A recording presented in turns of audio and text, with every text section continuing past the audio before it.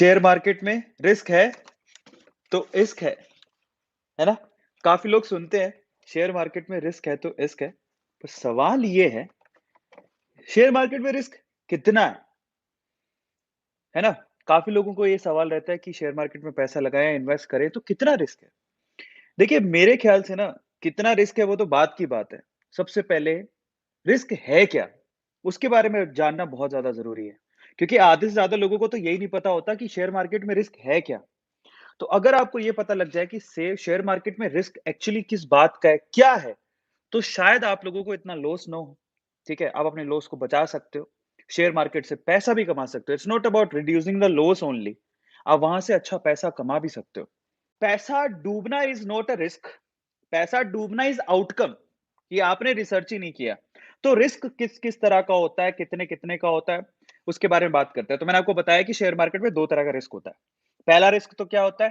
पहला रिस्क होता है बेसिकली कि भई अनकंट्रोलेबल, जो हमारे कंट्रोल में नहीं है, जिससे शेयर मार्केट गिरेगा। समझ में आ रहा है? और दूसरा होता है कंट्रोलेबल। अनकंट्रोलेबल रिस्क के बारे में बात करते हैं। सबसे पहले अनकंट्रोलेबल रिस्क क्या होता है? जैसे कि अखबार में किसी कंपनी के लिए कोई हेडलाइन छप गई, समझो।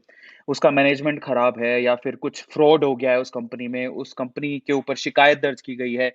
जब अखबार में कोई खबर छपती है, तो अचानक से उस कंपनी के शेयर गिरते हैं। अब उसमें आप कुछ नहीं कर सकते। अगर अंदर ही कहीं फ़ॉल्ट है, तो आप क्या कर लोगे? ये अनकंट्रोलेबल है।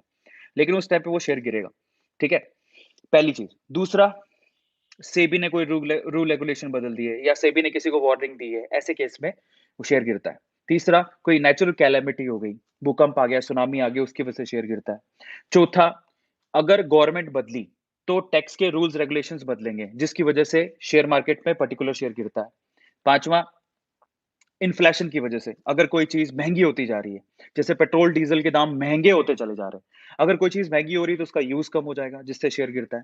तो ये सारे रीज़न होते हैं, जिसकी वजह से शेयर गिरता है, बट उसमें आपका कोई भी कंट्रोल नहीं है, ठीक है? आप कुछ नहीं कर सकते उसके अंदर। इन दैट केस होता क्या है ना जब कोई एक पर्टिकुलर वजह होती है, जिसकी वजह से शेयर गिर रहा है, तो उस इंडस्ट्री के सारे शेयर गिरते हैं। इनफैक्ट मान लो पैंडेमिक आ गया, आपने देखा होगा कोरोना के अंदर ऐसा नहीं था कोई 1 या 2 सेक्टर के शेयर गिरे थे, सारे शेयर्स नीचे आ गए थे। अच्छा, बुरा, सारे शेयर्स नीचे आ गए थे। तो उसमें आप कुछ नहीं कर सकते। That is uncontrollable. तो कंट्रोलेबल क्या है? उसके बारे में बात करेंगे, ठीक है? कंट्रोलेबल ऐसे रिस्क जो आप कंट्रोल कर सकते हो। अगर आपने थोड़ा-सा भी ध्यान दिया होता, तो शायद आपको लॉस नहीं होता। उसके बारे में बात कर लेते हैं। सबसे पहला रिस्क, जो सबसे बड़ा रिस्क है, जो ज़्यादातर लोग गलती कर बैठते हैं, मैंने आपको कहा रिसर्च करो, रिसर्च करो।